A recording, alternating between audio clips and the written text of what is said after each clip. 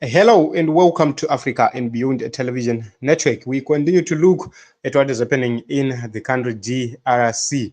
At this point in time, we need to look at how the M23 is actually doing. It has been accepted by the people, and the people are embracing it. And let us take a look onto some of the videos involved.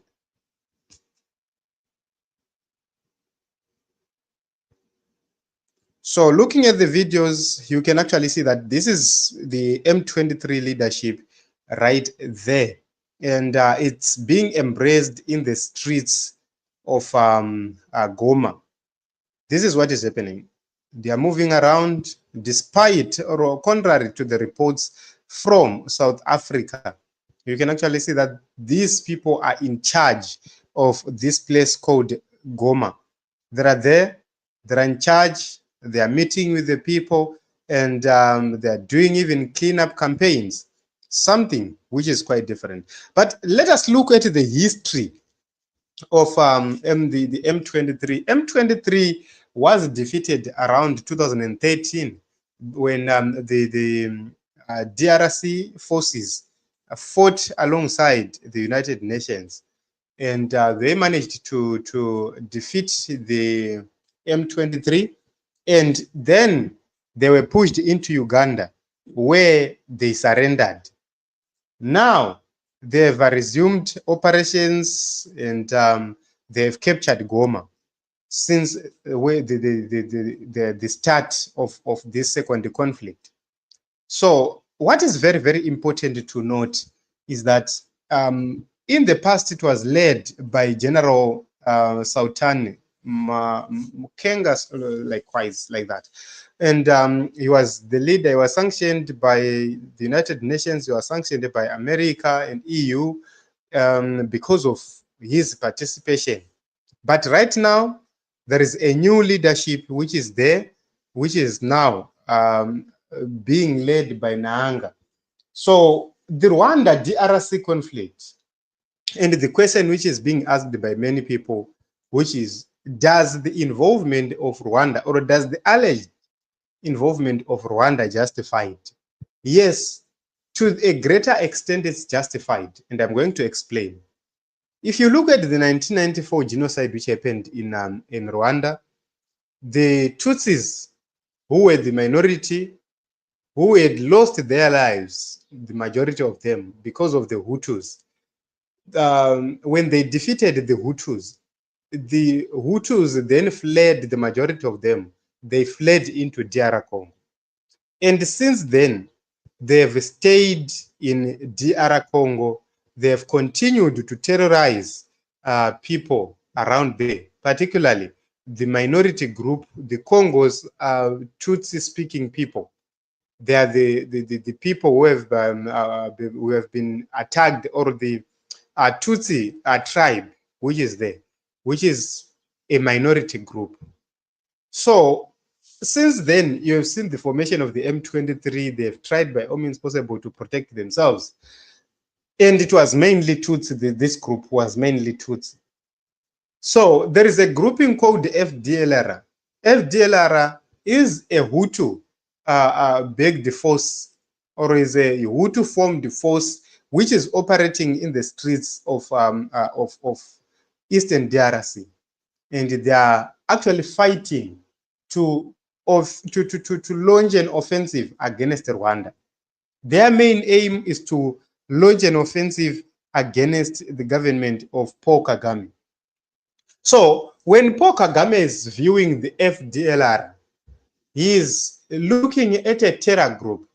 He's looking at a group which is threatening the security of Rwanda. Who is backing them? It's the DRC. Who is protecting those people? It is the DRC. That is the reason why some people believe that the involvement of Rwanda in DRC is justified, because if they fail to deal with the FDLR, it might one day invade and destabilize Rwanda.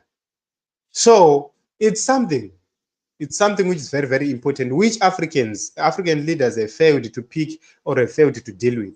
So when the Sadc leaders are sitting down and they're talking, they're not encouraging DRC to either give Rwanda access to fight the FDLR directly, who are in Congo, who often cause problems and threats to Rwanda, or to totally drive away the FDLR from Congo. So those are the two options for the people of DRC. So when the M23 is now operating in that region, it's now it have a broad-based agenda, which is now to take over Kinshasa. In the past, they were simply defending themselves.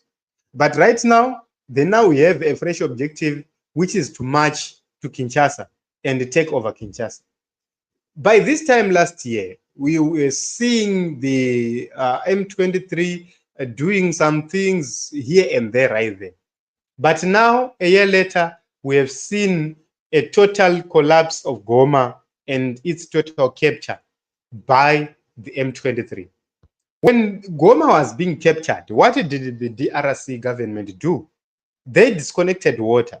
They disconnected electricity. Those are critical things which are needed in each and every place. But when the M23 fights were intensifying, they disconnected those things. They disconnected communications as well. And the new leadership in Goma is working flat out to restore what was disconnected by the Congolese government. So if you look at what is happening right there, you could actually see that the M23 is becoming more stronger, more objective, and more nationalistic in approach. In the past, it was mainly a grouping of Tutsi people. But now, the new leader, Nanga, is not a Tutsi person. He's a person from a different region. They've adopted a different objective, which is to capture Kinshasa. Are they justified to do so?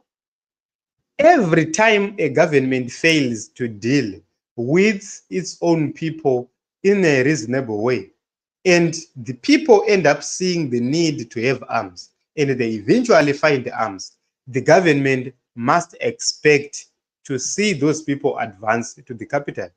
That is what is happening. So the Congo government failed to respect the Tutsi Congo people who are living in the eastern DRC.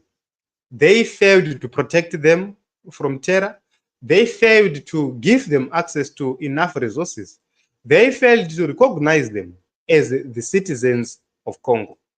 And they are now fighting for the full emancipation of Congo. So then, if you look at it right now, the Congo government has announced that they're going to do a mass recruitment of military forces or of people into the military. What stopped the government of Congo to do these recruitments in the past? What stopped them to protect the territories of Congo? Now they see the need of having military presence everywhere, simply because M23 has become a threat. But in the past, they didn't see any reason why they should establish a strong military to protect their people. So that is another very, very big problem. So I believe that for the government of Congo to survive, they need to have dialogue with the M23 leadership. After having dialogue with the M23 leadership, they need to agree on how fresh, free, credible elections can happen in Congo. They must revisit or relook at the death penalty, which is abused by the courts oftenly to punish opposition people. If you are an opposition leader in Congo and you are perceived a threat, it's either you will be wrongly charged, wrongly convicted, and you will be wrongly executed. Those are the events which are happening. That is the reason why you see these people determined to make sure that they push out the government in Kinshasa and replace it. It's mainly because They've lost several people who have been killed by this government, hiding behind justice, hiding behind the rule of law, because they will simply put you before trial. After putting you before trial, you will be executed, you will be convicted, and you will be sentenced to death, and you will be executed. Just like that, opposition leadership is being terrorized in the DR Congo. The Sadc region has failed to deal with that. United Nations has failed to deal with that. AU has failed to deal with that. And the people of Congo, they have chosen to put matters into their own hands. So when you see a movement happening in that region, like what is happening right there, to some extent they are justified, because they are actually protecting their own interests. So it is what it is. This is what is happening. In my own view, the invasion of Congo by Rwanda is to some extent justified, because Congo has failed to respect the country called Rwanda and its territorial integrity. The FDLR forces, they often move into Rwanda, terrorize people, and they flee back into Congo. And the Congo military has failed to stop the FDLR. They've failed even to offer political solution, or even to allow Rwanda to deal with the FDLR legally. So you end up having conflicts like the one which are there as we speak right now. Because the M23, which is moving towards Kinshasa, what they are actually doing is the same thing the FDLR could have done to Rwanda, which means both sides, they had fought. They need to, that is the reason why they need to sit down. That is the reason why they need to talk. When you allow criminality and illegalities to happen, do not cry when others start to use the same illegalities to against you. That is the situation. That is the reason why you see the leadership in Congo is crying out too loud. So we will continue to monitor, watch, and see what is happening in that area. And we wish the people of Congo more peace, and we wish them well. We will be watching to see if this grouping is going to actually have access to the capital city. It's a very, very huge task which will need a lot of effort.